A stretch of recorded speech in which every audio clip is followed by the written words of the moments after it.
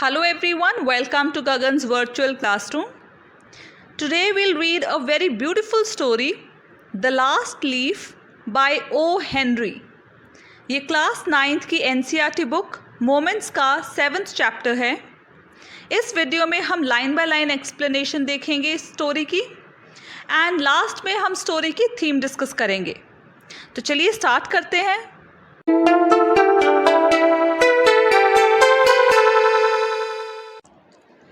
Story read करने से पहले हम ये टेक्स्ट रीड करते हैं जो बुक में स्टोरी से पहले दिया गया है.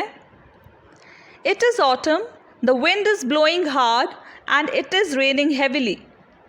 तो ऑटम है मतलब पतझड़ का मौसम है, आंधी बहुत तेज़ चल रही है एंड बारिश भी बहुत ज़्यादा हो रही है. All the leaves on an ivy creeper have fallen except one. तो आइवी क्रीपर के सारे ही पत्ते झड़ चुके हैं सिवाय एक के. Why doesn't the last leaf fall. अब ये लास्ट पत्ता क्यों नहीं गिर रहा, ये जानने के लिए हम स्टोरी रीड करेंगे. तो उससे पहले हम देखते हैं व्हाट इज़ अ क्रीपर. तो क्रीपर एक ऐसा प्लांट होता है जो किसी वॉल के या ट्री के सहारे ऊपर चढ़ता है, जिसको हिंदी में हम बेल बोलते हैं. एंड आइवी प्लांट जो है उसके लीव्स 3 पॉइंटेड होते हैं या 5 पॉइंट्स होते हैं. ये देखिए, ये जो आपको पिक्चर में दिखाई दे रहा है ये एक आइवी क्रीपर है. तो चलिए रीड करते हैं story. Sue and Johnsy, 2 young artists, shared a small flat. The flat was on the 3rd story of an old house. तो सू एंड जॉन्सी 2 यंग आर्टिस्ट होते हैं. आर्टिस्ट मतलब कलाकार. तो कोई भी जो आर्ट प्रोड्यूस करे उसको हम आर्टिस्ट बोल देते हैं. जैसे एक्टर, म्यूजिशियन, डांसर, पेंटर, ये सब आर्टिस्ट होते हैं. तो इस स्टोरी में सू एंड जॉन्सी पेंटर्स होते हैं एंड ये एक साथ एक छोटे से फ्लैट में रहते हैं. ये फ्लैट एक पुराने घर के 3rd फ्लोर पर होता है. स्टोरी मतलब किसी बिल्डिंग की मंजिल, लेवल. तो ये 3rd स्टोरी पर 3rd फ्लोर पर होता है उनका flat. Johnsy fell very seriously ill in November. She had pneumonia. तो जॉन्सी नवंबर में बहुत ज़्यादा बीमार पड़ जाती है, उसको निमोनिया हो जाता है. She would lie in her bed without moving, just gazing out of the window. तो वो अपने बेड पर ही लेटी रहती है, सिर्फ विंडो के बाहर गेज़ करती रहती है. गेज़ करना मतलब स्टेयर करना, एक ही चीज़ पर कंटिन्यूसली देखते रहना, जैसे हम बोलें कि टकटकी लगा कर देखना. Sue her friend became very worried. She sent for the doctor. तो उसकी फ्रेंड सू बहुत ज़्यादा टेंशन में आ जाती है एंड वो डॉक्टर को बुलाती है. Although he came every day, there was no change in Johnsy's condition. तो जबकि डॉक्टर रोज़ आते थे लेकिन जॉन्सी की कंडीशन में कोई सुधार नहीं हुआ. One day the doctor took Sue aside and asked her, "Is anything worrying Johnsy?" "No," replied Sue, "but why do you ask?" तो एक दिन डॉक्टर सू को साइड पर ले जाकर पूछते हैं कि क्या जॉन्सी को कोई चीज़ परेशान कर रही है, किसी चीज़ की टेंशन है उसे. तो सू बोलती है नहीं, लेकिन आप क्यों पूछ रहे हो. The doctor said, "Johnsy, it seems, has made up her mind that she is not going to get well. If she doesn't want to live, medicines will not help her." तो डॉक्टर बोलते हैं कि Johnsy ने ऐसा लग रहा है कि अपना मन बना लिया है, उसने ठान लिया है कि वो अब ठीक होने वाली नहीं है एंड अगर वो खुद ज़िंदा नहीं रहना चाहती तो दवाइयाँ भी कोई काम नहीं करेंगी, कोई असर नहीं करेंगी. Sue tried her best to make Johnsy take an interest in things around her. She talked about clothes and fashions, but Johnsy did not respond. तो सू ट्राई करती है कि जॉन्सी अपने आसपास की चीज़ों में इंटरेस्ट ले, दिलचस्पी ले, इसीलिए वो कपड़ों की और फैशन की बातें करती है, लेकिन जॉन्सी कोई जवाब नहीं देती. Johnsy continue to lie still on her bed. Johnsy चुपचाप बिना हिले अपने बेड पर ही लेटी रहती है. Sue brought her drawing board into Johnsie's room and started painting. To take Johnsie's mind off her illness, she whistled while working. तो सू Johnsy के रूम में अपना ड्राइंग बोर्ड ले आती है पेंटिंग करने के लिए और जॉन्सी का उसकी बीमारी से ध्यान हटाने के लिए वो पेंटिंग के साथ साथ विसल भी करने लगती है, सीटी बजाने लग जाती है. Suddenly Sue heard Johnsy whisper something. She quickly rushed to the bed and heard Johnsy counting backwards. तो अचानक से सू को सुनाई देता है जॉन्सी का विस्पर करना। विस्पर मतलब इतना सॉफ्टली, इतना आहिस्ता बोलना कि दूर वाले इंसान को सुनाई ना दे, जिसको हिंदी में हम बोलते हैं खुसर पुसर करना या फुसफुसाना। तो जब जॉन्सी विस्पर कर रही होती है, सू जल्दी से जाकर उसके बेड के पास खड़ी होकर सुनती है कि जॉन्सी उल्टी गिनती कर रही होती है। She was looking out of the window and was saying 12. After some time she whispered 11, then 10, then 9, 8, 7. तो वो देखती है कि जो जॉन्सी है वो विंडो से बाहर देख रही होती है और काउंट कर रही होती है 12, फिर कुछ टाइम बाद 11 बोलती है, फिर 10, 9, 8, 7, तो वो उल्टी गिनती कर रही होती है। Sue anxiously looked out of the window. She saw an old ivy creeper climbing halfway up the brick wall opposite their window. In the strong wind outside, the creeper was shedding its leaves. तो सू बड़ी anxiously, बड़ी tension में आ जाती है और window के बाहर देखती है तो उसको एक ओल्ड आइवी क्रीपर दिखाई देता है जो विंडो के सामने वाली ब्रिक वॉल पर, ईंटों की दीवार पर चढ़ रहा होता है और बाहर स्ट्रॉन्ग विंड में, बहुत तेज़ आंधी में जो क्रीपर है वो एक एक करके अपने उसके पत्ते झड़ रहे होते हैं। What is it dear? Sue asked. तो सू जॉन्सी से पूछती है कि ये क्या है, तुम क्या कर रही हो? 6, whispered Johnsy. They are falling faster now. 3 days ago there were almost 100 leaves. There are only 5 left now. Johnsy फिर बोलती है 6 और फिर वो कहती है कि अब ये तेज़ी से गिरने लग गए हैं। 3 दिन पहले इस क्रीपर के लगभग 100 पत्ते थे, लेकिन अब सिर्फ 5 लीव्स रह गए हैं। It is autumn said Sue and the leaves will fall. तो सू बोलती है कि ऑटम है, पतझड़ का मौसम है, तो लीव्स तो गिरेंगे ही. When the last leaf falls, I will die, said Johnsy with finality. I have known this for the last 3 days. तो जॉन्सी बोलती है कि जब ये आखिरी पत्ता गिर जाएगा तब मैं मर जाऊंगी, और ये बात बड़ी फाइनैलिटी से बोलती है. फाइनैलिटी मतलब जब हम बहुत श्योर होके, बड़ी सर्टनली हम कोई चीज़ कहें कि ऐसा पक्का होने वाला है. और जॉन्सी कहती है कि ये बात मुझे पिछले 3 दिनों से पता है कि जब लास्ट लीफ इसका गिर जाएगा तब मैं मर जाऊंगी. Oh, that's nonsense, replied Sue. What have an old ivy leaves to do with your getting well? The doctor is confident that you will get better. तो सू बोलती है ये सब नॉनसेंस है, रबिश है, बकवास है. पुराने आइवी लीव्स का तुम्हारे ठीक होने से क्या लेना देना है, कि उसका क्या कनेक्शन है. और डॉक्टर पूरे कॉन्फिडेंट हैं, वो श्योर हैं कि तुम जल्द ही ठीक हो जाओगी. Johnsy did not say anything. Sue went and brought her a bowl of soup. लेकिन जॉन्सी कुछ नहीं बोलती है और सू जाकर जॉन्सी के लिए सूप ले आती है. I don't want any soup, said Johnsy. I am not hungry. Now there are only 4 leaves left. I want to see the last one fall before it gets dark. Then I will sleep forever. तो Johnsy कहती है कि मुझे कोई soup नहीं चाहिए, मुझे भूख नहीं है. और फिर वो बोलती है कि अब सिर्फ 4 पत्ते रह गए हैं और अंधेरा होने से पहले मुझे लास्ट लीफ गिरता देखना है और फिर मैं हमेशा के लिए सो जाऊंगी, मतलब मैं मर जाऊंगी.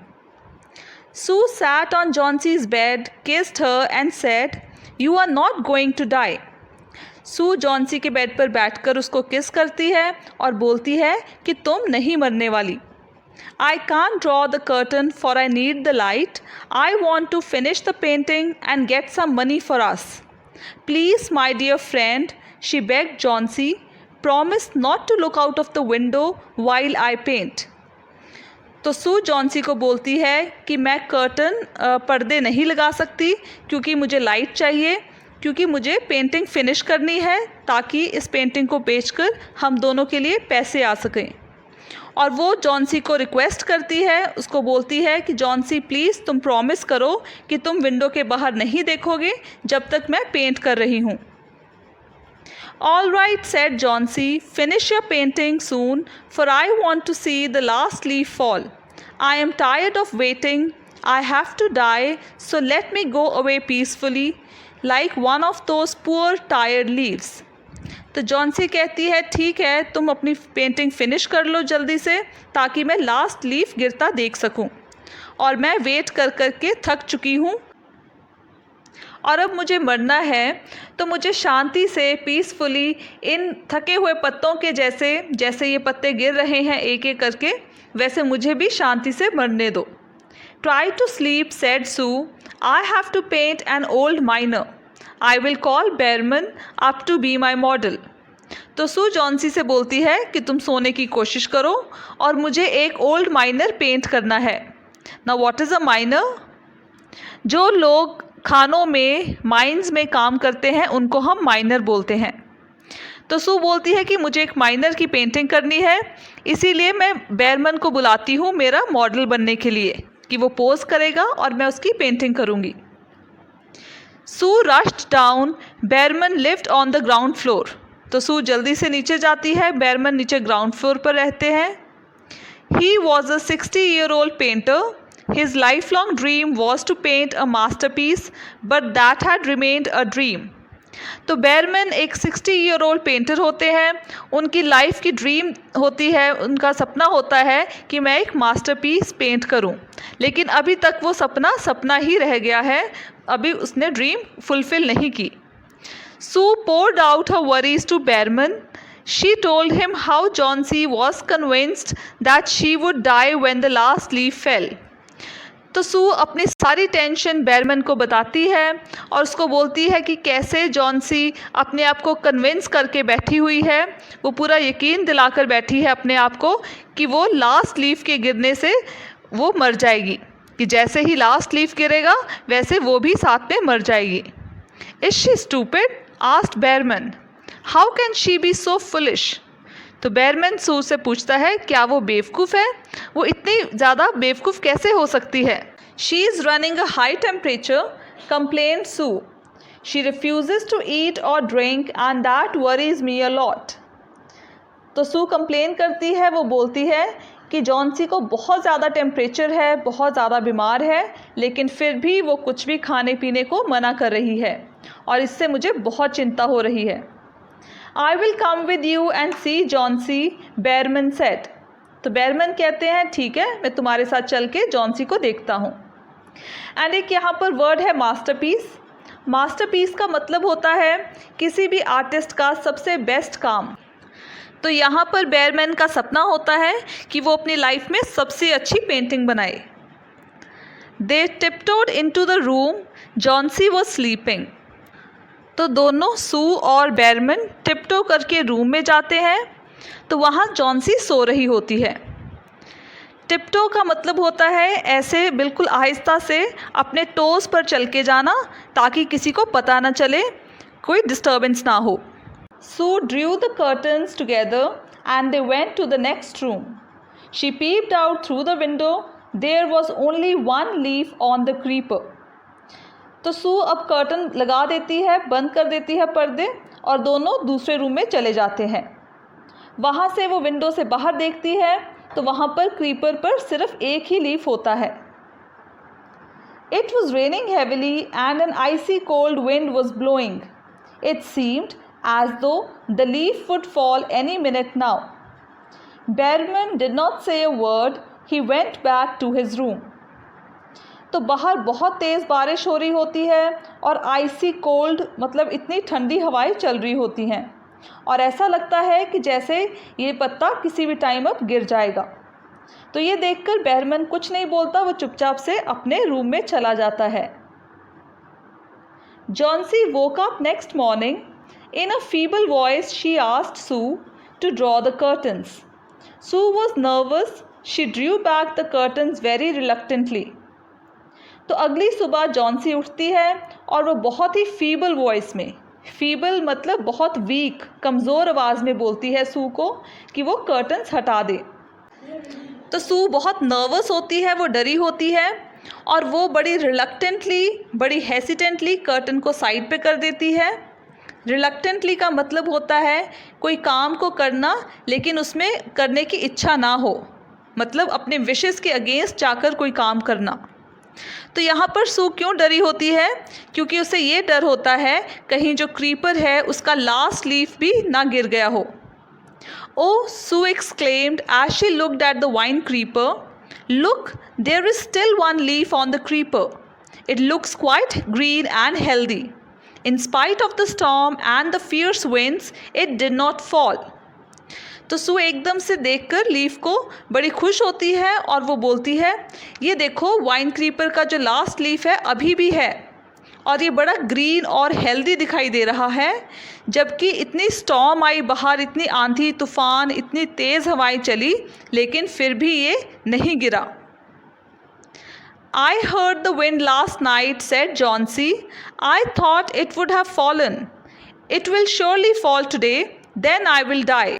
तो जॉन्सी बोलती है कि मैंने भी रात को बहुत तेज़ हवाएं सुनी थी, मुझे भी आंधी की आवाज़ आई और मुझे लगा था ये लास्ट वाला लीफ भी गिर जाएगा, लेकिन ऐसा नहीं हुआ। बट आज ये पक्का लीफ गिर जाएगा और फिर मैं मर जाऊंगी।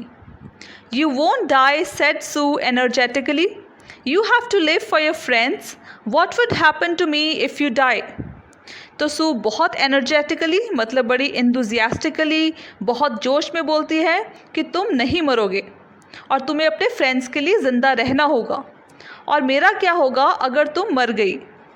Johnsy smiled weekly and closed her eyes. After every hour or so, she would look out of the window and find the leaf still there. It seemed to be clinging to the creeper. तो Johnsy smile करती है और आंखें बंद करके late जाती है, लेकिन हर एक घंटे के बाद वो विंडो के बाहर देखती है और उस पत्ते को देखती है कि वो वहीं पर होता है।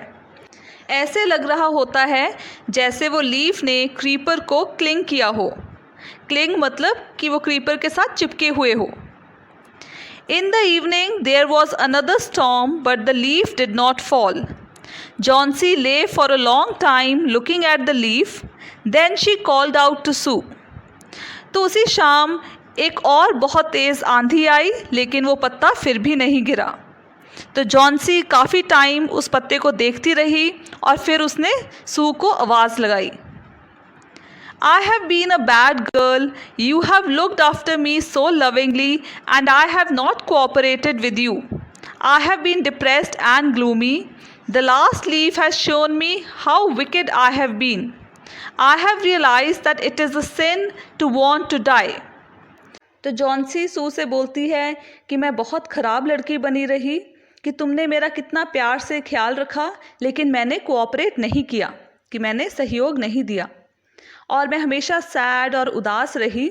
लेकिन ये लास्ट लीफ ने मुझे दिखा दिया कि मैं कितनी ख़राब थी, और अब मुझे एहसास हो चुका है, ये रियलाइज़ हो गया है कि मरने की इच्छा रखना एक सिन है, पाप है। तो देखिए जॉन्सी को लास्ट लीफ को देखकर यह सीखने को मिलता है कि कैसे एक छोटा सा पत्ता इतनी तेज़ आंधी का सामना करके भी नहीं गिरता, और वो अपनी एक छोटी सी बीमारी को लेकर हार मान जाती है और जीने की इच्छा ख़त्म कर लेती है। तो उसे एहसास होता है कि उसे हमेशा पॉजिटिव रहना चाहिए और हार नहीं माननी चाहिए। वहीं उसे यह भी रियलाइज़ होता है कि वो एक ख़राब फ्रेंड बनी रही, जिसने सिर्फ अपने ही बारे में सोचा, और सू के इतना ख्याल रखने के बावजूद भी उसने अपनी तरफ से ठीक होने की बिल्कुल भी कोशिश नहीं की। Sue hugged Johnsy, then she gave her lots of hot soup and a mirror. Johnsy combed her hair and smiled brightly. तो सू जॉन्सी को गले लगा लेती है और उसे बहुत सारा सूप देती है पीने को, और एक मिरर देती है, शीशा देती है। तो जॉन्सी अपने बाल कोम करती है और स्माइल करने लगती है। In the afternoon, the doctor came. After examining his patient, he told Sue, Johnsy now has the will to live. I am confident she will recover soon. Now I must go downstairs and see Behrman. He is also suffering from pneumonia, but I am afraid there is no hope for him. तो दोपहर को doctor आते हैं and वो patient को examine करते हैं, मतलब जॉन्सी को ठीक से देखते हैं, और फिर सू से बोलते हैं कि अब जॉन्सी की जीने की इच्छा वापस आ गई है और मैं पूरा कॉन्फिडेंट हूँ, मुझे पूरा यकीन है कि अब वो जल्दी ही रिकवर कर जाएगी। रिकवर मतलब ठीक हो जाएगी।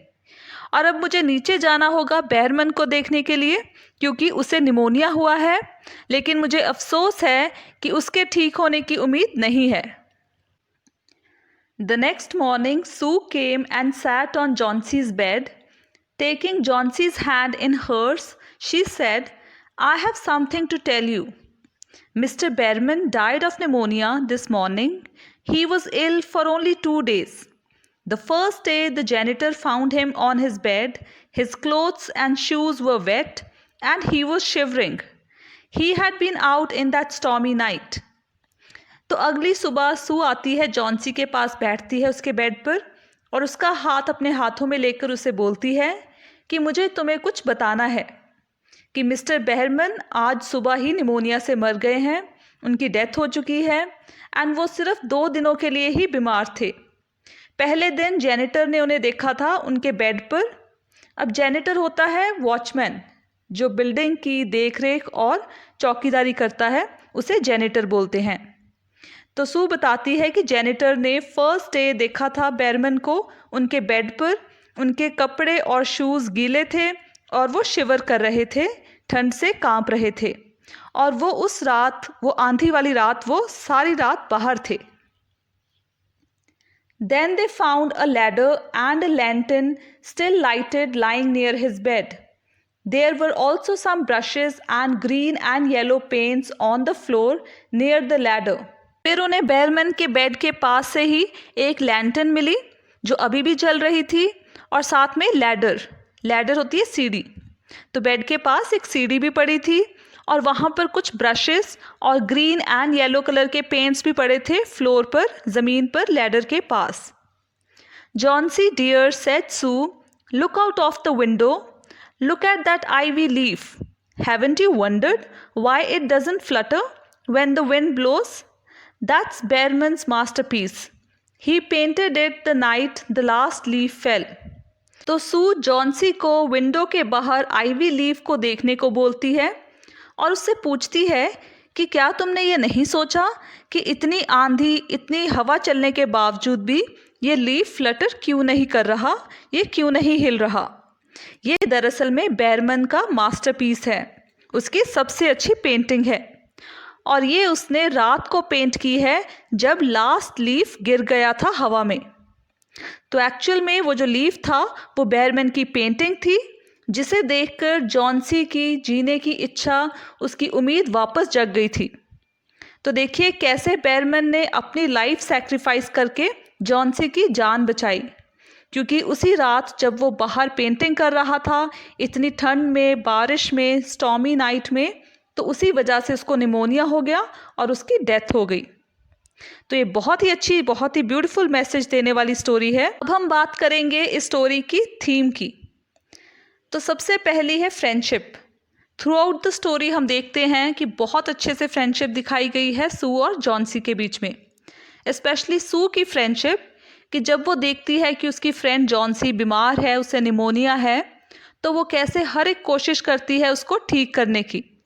वो डॉक्टर को भी बुलाती है उसका माइंड डाइवर्ट करने के लिए, उसको उसका बीमारी से ध्यान हटाने के लिए। वो क्लोथ्स की, फैशन की बातें भी करती है, पेंटिंग भी करती है, और वो जब उसे लगता है कि अभी भी उसकी फ्रेंड ठीक नहीं हो रही, तो वो बेरमन से भी डिस्कस करती है। तो सू बहुत ही अच्छी फ्रेंड साबित होती है। इसके अलावा जॉन्सी की जो फ्रेंडशिप है, ये भी दिखाया गया है कि कैसे वो सेल्फिश बिहेव करती है स्टार्टिंग में, कि वो सिर्फ अपने बारे में ही सोचती है, अपने फ्रेंड्स के एफर्ट्स को वो नहीं देखती। लेकिन लास्ट में उसे भी रियलाइज़ हो जाता है कि वो एक अच्छी फ्रेंड नहीं साबित हुई, क्योंकि उसने अपनी तरफ से बिल्कुल भी एफर्ट नहीं किया ठीक होने का, और वो सिर्फ अपने बारे में ही सोचती रही कि उसे मरना है। नेक्स्ट थीम है सेक्रीफाइस एंड सेल्फलेसनेस। तो इसमें सेक्रीफाइस का भी बहुत बड़ा थीम है। इस स्टोरी में हम देखते हैं कि कैसे बेरमन बिना कोई अपने मोटिव के, कोई सेल्फिश मोटिव के, वो जॉन्सी को सिर्फ उसका होप वापस दिलवाने के लिए, उसमें फेथ वापस लेकर आने के लिए वो लास्ट लीफ पेंट करता है, और वो पेंट करते हुए वो खुद इतना बीमार पड़ जाता है कि उसकी डेथ हो जाती है। तो वो अपनी सेक्रीफाइस करता है जॉन्सी की जान बचाने के लिए। नेक्स्ट है पॉजिटिव एटीट्यूड।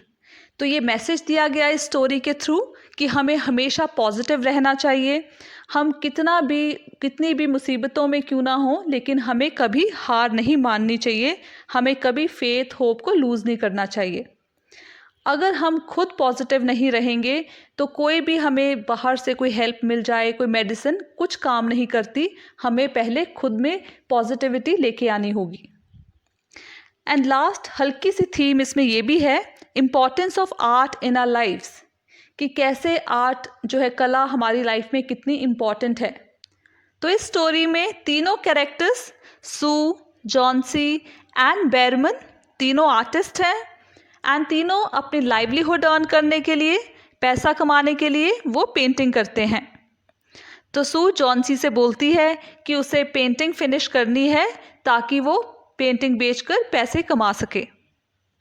ऑल्सो आर्ट हमें सॉलिस प्रोवाइड करने में भी हेल्प करती है कि जब हम सैड होते हैं, डिप्रेस्ड होते हैं, तब भी आर्ट हमें बहुत ज़्यादा कंफर्ट प्रोवाइड करती है। जैसे कि हम देखते हैं कि सू जब जॉन्सी बीमार होती है तो उसको कंफर्ट प्रोवाइड करने के लिए, उसको अच्छा महसूस करवाने के लिए वो उससे फैशन की, कपड़ों की बातें करती है और पेंटिंग भी करती है ताकि उसका माइंड डाइवर्ट हो सके अपनी बीमारी से। और लास्ट में हम देखते हैं कि आर्ट के थ्रू ही जॉन्सी की लाइफ बच गई, कि वो बेहरमैन की हुई पेंटिंग ही थी जिससे जॉन्सी को जीने की उम्मीद उसकी वापस जग गई। तो ये थी द लास्ट लीफ। तो आई होप आपको ये स्टोरी अच्छे से समझ में आ गई होगी एंड आपको अच्छी लगी होगी।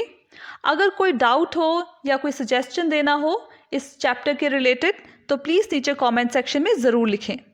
Thank you.